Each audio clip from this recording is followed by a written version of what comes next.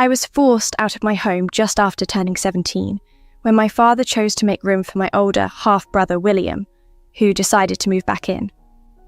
William, the favoured son from my dad's first relationship, didn't want to live independently and preferred the comfort of our father's house. This preference was possibly rooted in his limited childhood connection with our father, as he was a child of a brief relationship that ended soon after his birth. Growing up, William was frequently at our house, more than what his custody arrangement mandated, or so it seemed. I remember his presence as constant, a perception perhaps amplified by my reluctance to spend time with him. Despite the legal setup for shared custody with his mother, William was distinctly closer to our dad, leading to many enforced interactions between us, much to my displeasure. My relationship with my dad had been strained since I was young, deteriorating further after the loss of my mother to lung cancer a few years ago. My dad's manner towards me was often cold and dismissive, contrasting sharply with his demeanour around William. It was clear I wasn't the son he wanted, which had become even more evident in the wake of my mother's passing. My father would readily reprimand me for trivial matters and was generally indifferent towards me, lacking the warmth he reserved for William. William, for his part, embraced his role as the golden child and often bullied me. He exploited his favoured status, knowing repercussions from our father were unlikely, no matter how he antagonised me. When I complained, the typical response was dismissive, reinforcing the harsh boys will be boys attitude and pressuring me to endure the bullying without objection. As William grew older, his methods of torment evolved from physical altercations to psychological warfare, involving his friends in belittling me at school. This social bullying was devastating, especially as it coincided with my transition to middle school, where social standing becomes more significant. William and his friends labelled me derogatorily, damaging my reputation and isolating me from peers, even those from my elementary school days. Now, 10 months after being kicked out, my father and William have come to me with a desperate plea to lie for them, to cover up a crime William committed, threatening their freedom.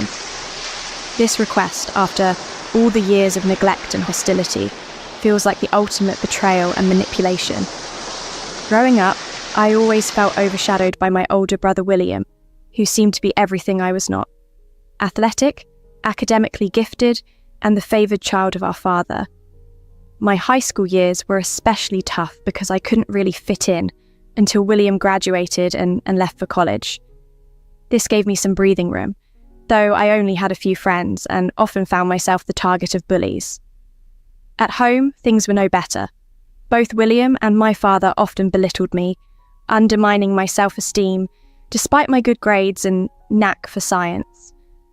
My father was charismatic, which often allowed him to sway my mother's perceptions, convincing her that their harsh words were just playful teasing. Although my mother was kind-hearted and did her best to defend me, her efforts were largely ineffective against their constant ridicule. When William finally went off to college, I hoped for a respite from the constant negativity at home. Unfortunately, this hope was short-lived as my mother was soon diagnosed with lung cancer, a devastating blow that shook the foundation of our family. Instead of bringing us together, this crisis seemed to strain the family bonds further. My father grew distant, not just from me, but from my mother as well, retreating into a shell of indifference that left me to manage household affairs alone while trying to support my ailing mother. The environment at home became even more challenging after my mother passed away. My father sank into a deep, uncommunicative state, barely acknowledging my presence. I did my best to maintain the household and reached out to my grandparents for support, fearing my father was battling depression. However, my concerns were dismissed, leaving me to cope with the situation on my own. During this period, William's visits from college would provide temporary relief from the hostility. Though he was far from warm, his behaviour was at least civil, a small mercy for which I was grateful. Despite these challenges, I strived to keep peace in the family, knowing that any confrontation would only provoke further criticism from my father. As I navigated this tumultuous family dynamic, I held on to the hope that someday things might change for the better. The experience taught me resilience and the importance of seeking support where possible, even in the face of ongoing adversity. After my mother's funeral, the dynamics at home took a harsh turn.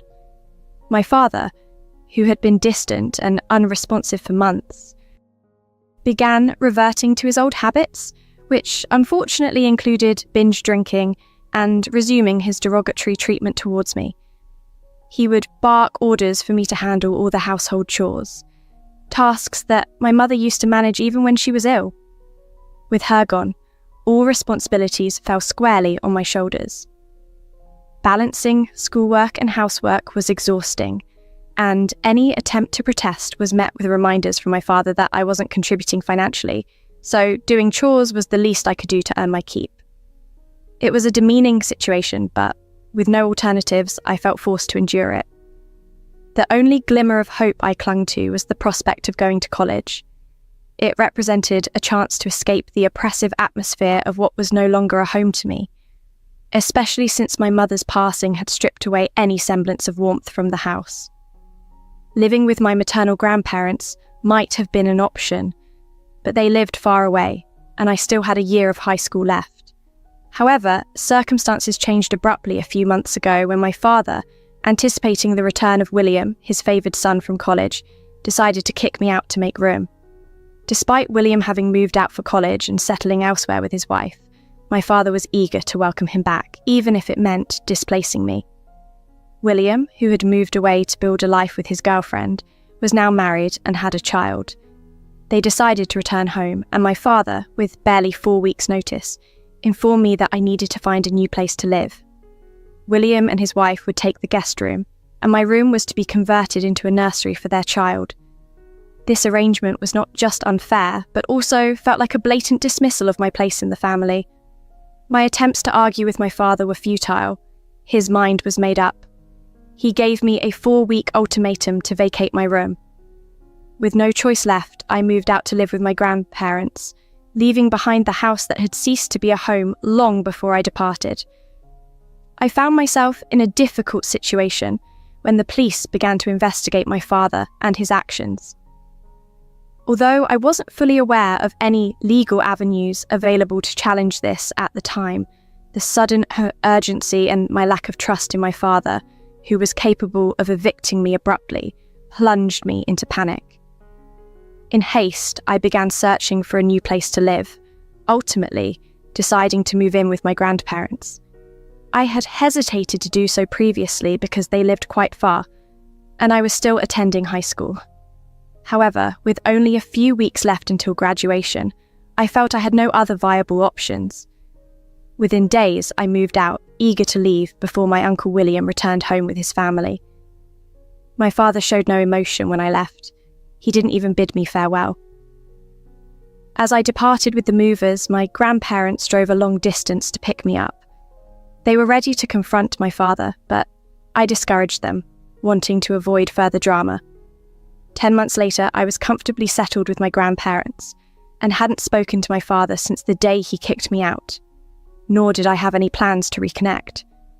I was preparing to start college in a few weeks, which was already arranged, leaving me with no reason to contact my father or William. Yet, unexpectedly, they reached out to me because they needed my help after finding themselves in a predicament.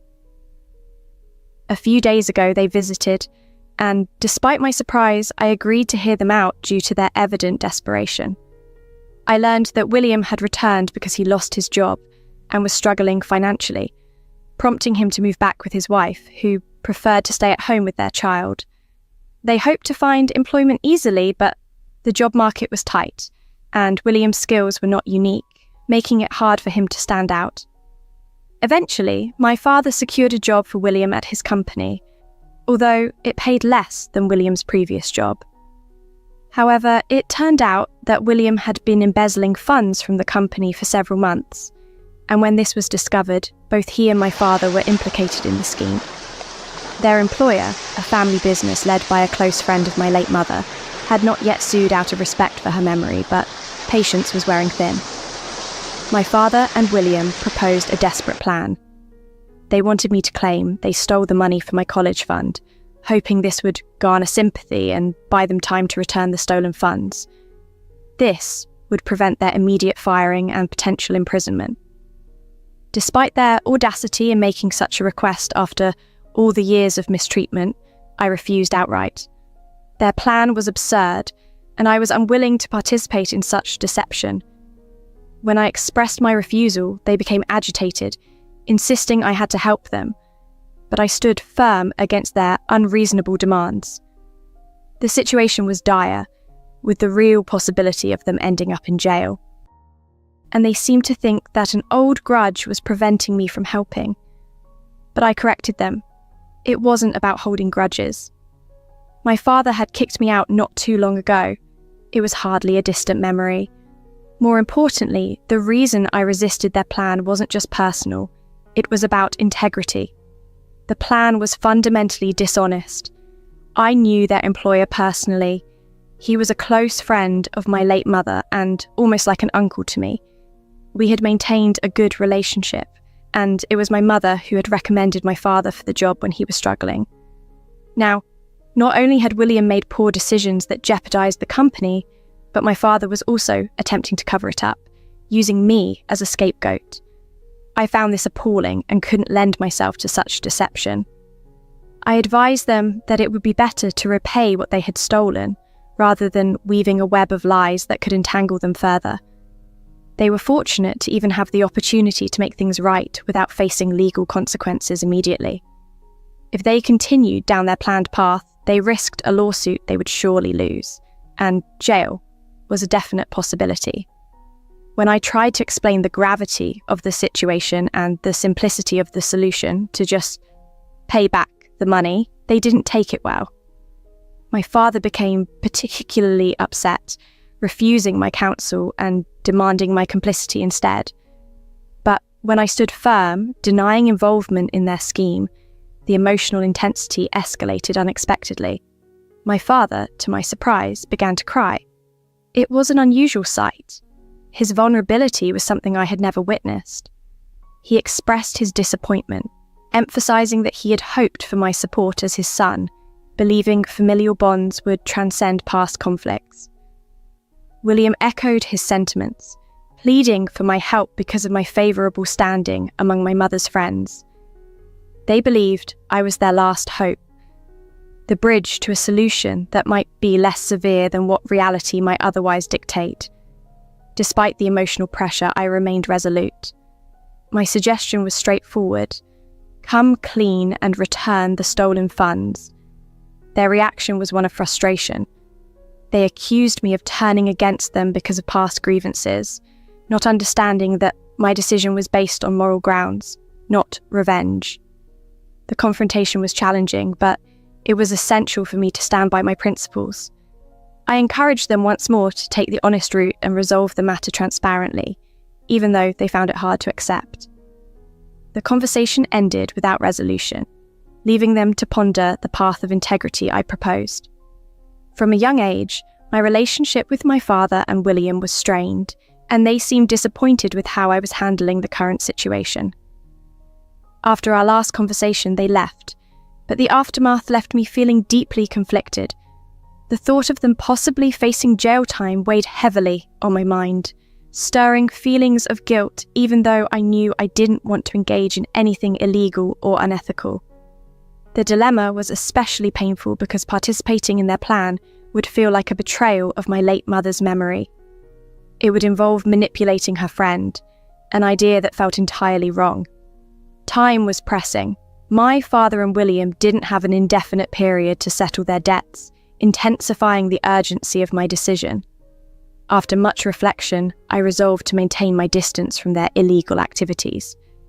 It was a clear choice, driven by the need to uphold my moral and ethical standards.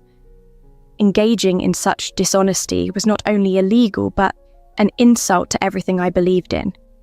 They had an opportunity to make things right on their own by repaying the stolen money without further deceit. This path allowed them to potentially preserve their reputations without involving me in a falsehood.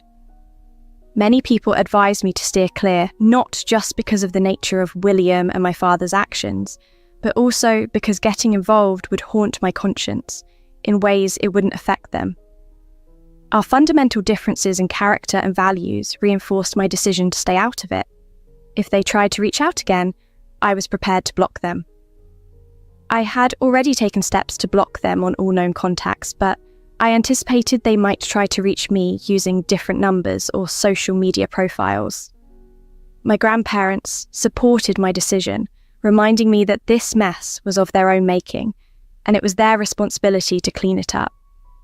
Expecting me to help after years of mistreatment was unreasonable. 5 days after their last visit, my father attempted to contact me again. True to my expectations, he used a different phone number. I answered the call without realizing it was him, but as soon as I recognized his voice, I hung up immediately. His attempt to reach out confirmed my resolve to keep my distance, ensuring that I would not be drawn back into their turmoil. When I heard my father's voice on the call, I didn't react quickly enough to block him. This allowed him to send me a text. In his message, he admitted knowing I wanted to avoid further discussions, but insisted they were in dire straits. He explained that their employer was pressuring them daily to return the stolen money, threatening legal action if they failed.